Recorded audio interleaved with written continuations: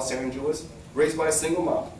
She did a good job, but she needed help. So at 17 years old, I did a really dumb thing. I dropped out of high school. And the purpose was to go out and get a job. I was in the 11th grade, and I did get a job. I got a bunch of jobs. I worked as a service station attendant, a welder, a machinist, a mechanic, all kinds of dead-end jobs. And I didn't care how hard the work was. That didn't matter, as long as I could make money and bring it home to my mom to help out with the household expenses. Then I got a lucky break. I got a job at Pacific Telephone Company there in Los Angeles. Yeah, pack bill. And you know, I got in under the radar. You see, they didn't know I hadn't graduated from high school, and I wasn't talking. They were not going to hear that from me. So I stayed on that job for 18 years, worked myself up to making $3,000 a month. Just wasn't enough. I needed help, and I needed it badly. Came home one evening, turned on the TV. My help came. I was ready for a change, and I needed that change badly. I turned on the television, and my change came. This infomercial was on TV. Yeah, you guys seen those infomercials? Yeah. Well, it sounded like this guy was talking directly to me, because he was telling me my story, how I didn't have money and how I had a dead-end life and all of that. And then he says, you know, if you come down to my real estate seminar, I will teach you how to make more money in your spare time than you can make on a full-time job.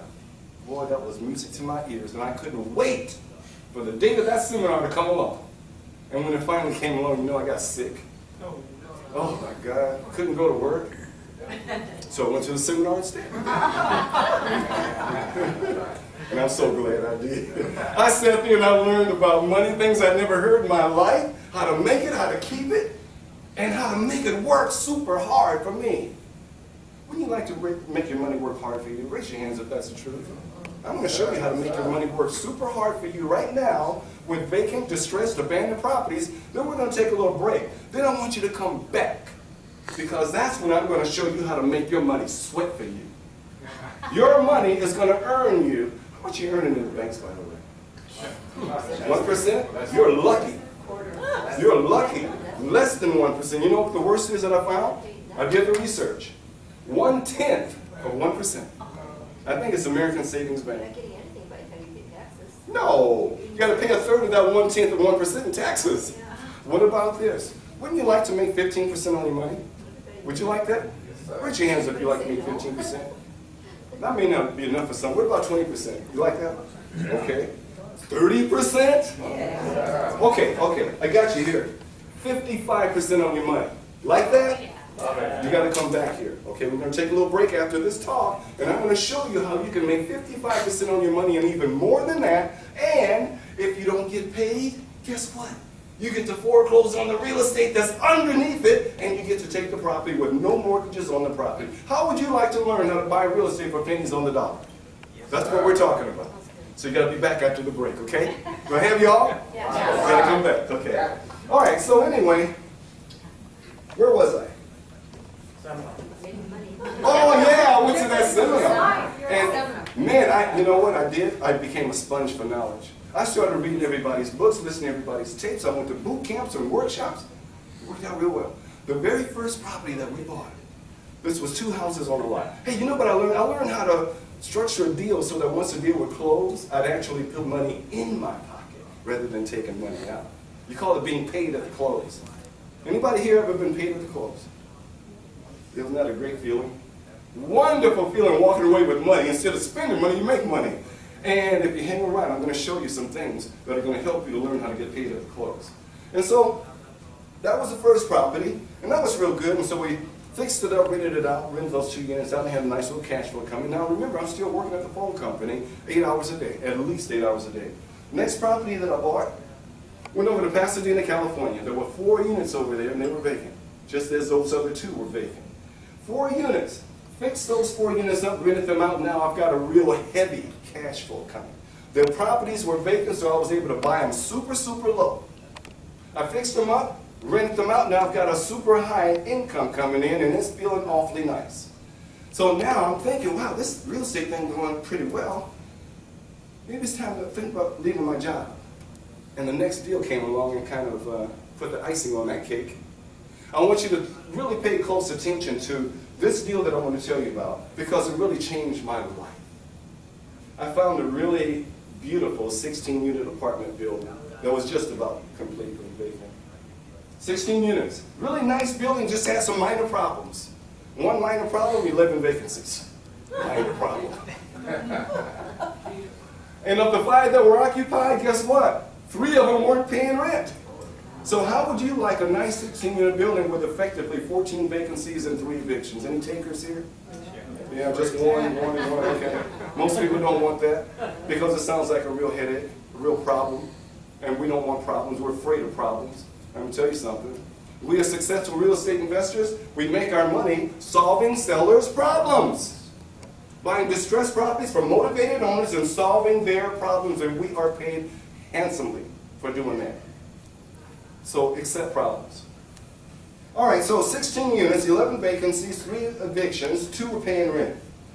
Now, I learned a long time ago that as long as you have willing participants and the creative knowledge to put deals together, you can do deals anytime you want. Does that make sense? Say yes. Yes. Sure. Makes a lot of sense. So we had willing participants. We had an owner of this property that, you see there's no income, only 2 people paying rent.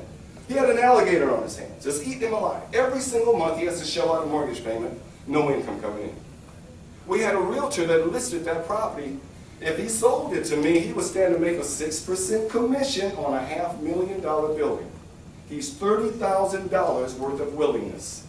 And of course, yours truly, I was willing. I knew I had these willing participants. Now I've got to put together the creative knowledge to put this deal together. Would you guys like to know how we put together this deal? Raise your hands if you'd like to know. Yes. Great, okay. I called a meeting between myself, the owner, and the realtor. And here's what I told him. I will go ahead and work on this building. I will spruce up the outside to attract tenants in. I will begin the process of fixing up the units and then start to rent them out. I will even start the process of evicting those 3 tenants that are not paying. Here's what I need from you, the broker, and you, the owner. I almost bit my tongue when I said it. I need you to pay that mortgage for me for as long as it takes. I need you guys to handle the mortgage payment for me for as long as it takes for me to get this building turned around. Once I get it turned around, I will go ahead and take over the building at that time. How many think they like that idea? Let me see your hands. How many think they did not like that idea? Let me see your hands. You know, most people think they did not like that idea, but think about this. There are 2 classes of buyer. One is a homeowner who's looking for a home for himself and his family. Is he going to buy a 16-unit building and put his family in 1 unit, rent the other 15 units out? No. That's not going to happen, right? Then the other is an investor that has cash. What's an investor looking for? He's looking for a return on investment, an ROI. He wants a hefty return on his investment. In order to get a return on your investment in that building, you've got to have some income coming in. There's no income coming in from that building. So the average investor is going to take his money down the street, around the corner, and he's going to buy a building that has tenants in it so he can get a return on his investment. So you see, this owner had a real serious problem. Nobody wants to buy his building, except me, but under certain circumstances. You guys handle that mortgage, I'll work the building. When I get it turned around, I'll take it over. 3 months later, well, we decided to go with that idea. And we decided that every month we would put together a meeting and I'd give them an update. 3 months later, walked into that conference room, sat down with those big-time investors, and you guys would have been so proud of me. Because I told them I no longer need your mortgage subsidy. I now have successfully rented out 13 of those 16 units. I've got cash flow now. After all the bills are paid, including the mortgage, I'm putting $3,000 a month into my pocket. Hip Pocket National Bank. What did I just create? Remember how much I was making at the phone company? $3,000 a month. This one building is giving me $3,000 a month after all the bills are paid, and I got 2 other buildings, a 4-unit and a duplex, and they are all vacant when I bought them. Bought them low, rented them high. So now, you know, I'm feeling really, really good. And I remember telling my friends at the phone company, telling them all about my adventures in real estate. And I told them, you know, as soon as a telephone company, I've been here 18 years, when the phone company gets in my way of me making more money, I'm out of here. You know, you got to be careful what you say, what you ask for in life, because sometimes you might get it. It was just a couple short months later, found a building, well, I'll show it to you. Well, one of the things that I learned when I was a sponge for knowledge and I was listening to everybody's tapes, and one of the guys said he was a multi-millionaire, and I'm sick of listening to my broke friends trying to tell me what to do with my money. What do you think happens if you take your financial advice from your broke friends? You get broke, right? So I stopped listening to them and I started listening to multimillionaires in my head. And this one guy says, you know, you should let everybody you know that you invest in real estate. And I thought, yeah, that's a good idea, so I did that. I'll let everybody I know I invest in real estate. I had 2 weeks to go at the phone company because I'd already given them my resignation. 2 weeks later, I got a call from my cousin Greg. Cousin Greg says, hey Reg, I hear through the grapevine you're investing in real estate. You ought to come over to my neighborhood. There's this property over there. Shot over there like a bolt of lightning, just like you realtors. And when I got there, I want to show you what I found.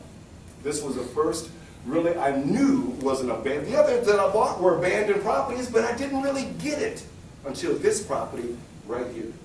417 South May Avenue. So you can see, the lawn was overgrown. Some of them need to be reseeded. All the shrubs were overgrown. Every window in the house was broken out. The doors hanging off one hinge. My kind of property. You know, I see those properties now and I start salivating because I know I'm going to make money. But I want to show you the numbers on this property, okay? Where was it though? Which city is it in? Which city is this in? This is in Los Angeles. Los Angeles? Yeah. So the total cost on this property of $41,000. That's what we paid for the house, $41,000. Why? Because it was vacant. It was run down. It was abandoned. You get them very, very low when they're abandoned like that. We sold this property for $84,000. Should have sold it for $125,000. I was dumb as a pile of rocks. I didn't know any difference. I didn't know about a simple thing called comps. So I pulled $84,000 out of the sky, listed it, and it sold like that for $84,000. What did that tell me? Too low. I listed it too low. Listed it way too low. But still, my first abandoned property, look at that. I made $43,000 on this little house that I knew was an abandoned house. My first really formal abandoned property. $43,000. Took me 2 months to do it. I'm working at the phone company making $36,000 a year. Taking me 12 months to do that. Let's see, 36 in 12 months, 43 in 2 months. Yeah, and then on top of that, IRS has to jump in and tell me that I can keep the money that I make as a real estate investor. Oh, that just made everything out of scale, so I'm a real estate investor now. So this was a very, very nice property that we did. And, and after doing that, as you can see, a light bulb went over my head. Because I'm starting to think, I'm so glad I didn't wear that suit today. You guys be thinking I only have one suit. This will be paid for soon. All right, so this light bulb goes on over my head because, see, it made me think that deal was so easy to do, made 43 grand, and it was so easy. And that's when I realized that we make our money buying distressed properties from motivated owners. Isn't that right? Is that right? We make our money buying distressed properties from motivated owners. That property that you just saw was highly distressed. You saw a picture of it. The owner was highly motivated, take my word for that. But it lacked the one element that every other strategy that we ever tried to work at. It lacked the competition. No one knew anything about this property. It wasn't listed on the multiple listing service. There were no ads running in the newspaper. There was no sign out in front of the yard. Nobody knew anything about this property at all, except my cousin Greg. Now you know why I love my cousin Greg. He called me, told me about it, and as a result, I've become a multi-millionaire, doing exactly what I'm going to share with you. I have 2 kids, trained them both. They both are multi-millionaires, doing exactly what I'm going to share with you today. Okay, so now we've had a housing downturn. We've had a real ripple in our housing market. And so some people, sometimes they'll come up and they'll say, well, Reggie, I understand you can make a lot of money with abandoned properties. The deals are easy to do. You can do owner financing. You don't need money, credit, or a job and all that. But I understand this, though. We had a horrible downturn. Many of the properties are upside down now, meaning that the value of the property is less than what's owed against the property. And so they're asking me, how do you make money with an abandoned property when they're upside down? Seems like a logical question, doesn't it? One thing that I want to share with you is that with these vacant, distressed, abandoned properties, they lend themselves not only to high profits, but creativity. Because you see, no lender in his right mind is going to lend on a property that needs some degree of work. They're not going to lend on it. So therefore, in order for that owner to sell them, the owner has to sell them because the owner is having sleepless nights. They can't sleep at night for worried about that vacant property. Somebody goes in there and lights something that they shouldn't be lighting, might burn the whole place down. And heaven forbid, if they get hurt in there, that owner is liable completely. So he wants to sell that property. He wants to sell it. But he doesn't know how to sell it, especially when it's upside down. So I'm going to share with you what some of my students do. Oh, there's an upside down property. So I want to introduce you to Chuck. This is Chuck. Now Chuck does some of these things, and I have students all over the country that are making serious money with these vacant, distressed properties. And even though they're upside down. Now, we took a big hit here in California. All markets weren't hit like ours. California, the Nevada market, the Arizona market, and the Florida market were hit very, very hard. But there were so many other markets that weren't hit that hard. And now that we're making a recovery, it looks like it's a pretty good time to get out there with these kinds of properties. And so what Chuck does, and some of my students do, since they're in one of these markets that was hit hard, they simply run a little ad on Craigslist, run a little ad on Backpage, and I have that ad. I wrote it out for them, and it's in the abandoned property system. And they just simply run that ad, and they attract people in the stronger markets that want to learn how to make big money with these kinds of properties. And so you work with them, and that's what my students do. They work with them in stronger markets, and they make a tremendous amount of money. And now they're faced with a decision. What do I give my partner in this stronger market? My suggestion is 50%. Don't get greedy and try to give them 10%. You will lose a partner. Give them 50% and you will work with that partner for the rest of your life, for as long as that partner needs you. And then you develop other partners. So that's one of the ways that we're able to make money with these upside down properties. Does that make sense to you guys? And one of the ways, and it's a very simple thing, here's another one, free and clear properties. We did some research, and we found that between 30 and 40% of properties in America are still owned free and clear of all liens and encumbrances. There's nothing owed on them. So here's a scenario for you. Husband and wife, they've been investing in real estate, like many of you, and they've moved into one home and then another, and then they're finally in their dream home, and they have all these houses that they've invested in and they've rented out, and some of them they own now free and clear. I own a lot of my properties free and clear, so it's not unfeasible. So they own these properties free and clear. Now, maybe one of their tenants loses a job and they have to move. So now that property is vacant. But is it hurting the owner? No.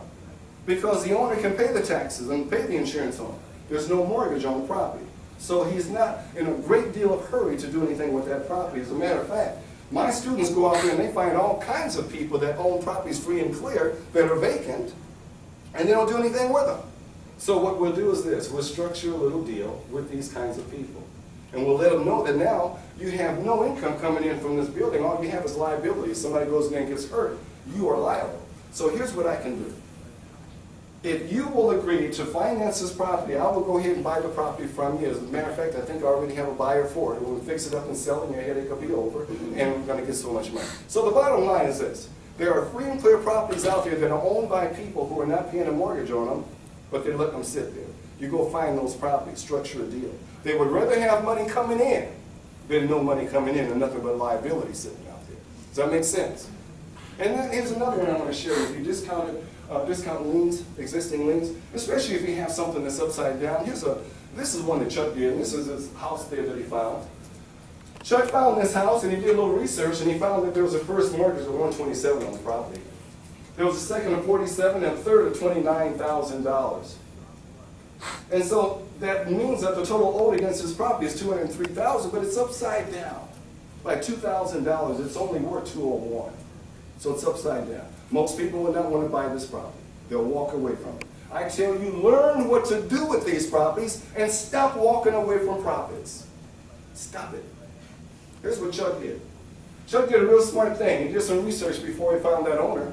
Well, he found the owner, found out that the owner would be interested in selling, and then he did some research. He found that that first mortgage is in foreclosure. What happens if the first goes back into foreclosure, goes back to the bank? What happens to the second and the third? They get wiped out, don't they? They're zeroed out. So now, Chuck finds the owner, the holder of the second mortgage, holder of the third mortgage. Took some pictures of the property before he had fixed it up. And he says, holder of the second and the third, I want to make you a proposal. You've got a $47,000 second out there, and I bet you haven't received any payments, have you? No, haven't gotten any payments. And here's the reason why. You see, take a look at the pictures. Property is uninhabitable, and it will not be inhabited by a tenant because the first is in foreclosure, and once it goes back in foreclosure, second holder, your $47,000 mortgage